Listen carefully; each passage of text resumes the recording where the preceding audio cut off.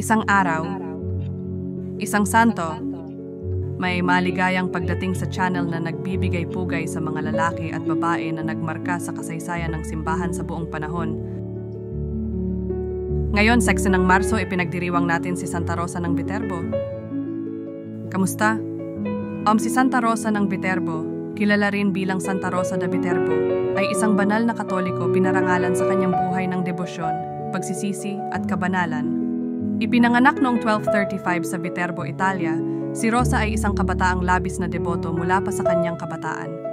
Kilala siya sa kanyang matinding pananalangin, pagsisisi at pagmamahal sa Diyos.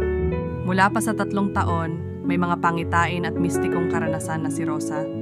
Sa gulang na 7 taon, sumapi siya sa Third Order ng Franciscan at nagsimulang magpahayag ng pagsisisi at pagbabalik loob sa Viterbo.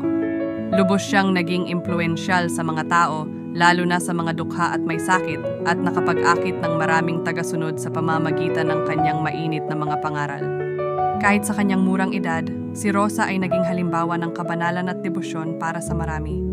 Naglaro siya ng mahalagang papel sa reforma ng simbahan at ipinagtanggol ang pamahalaan laban sa mga sekular na kapangyarihan. Namaya pa si Santa Rosa de Viterbo noong ika-6 ng Marso 1251 sa edad na 17 taon lamang.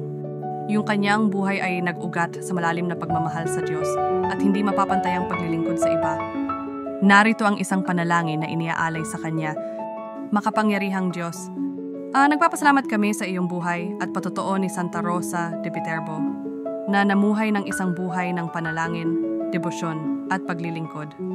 Naway ang kanyang halimbawa ng kabanalan at pagmamahal sa iyo ay magbigay inspirasyon sa amin na sundan ng tapat ang daan ng Ebanghelyo.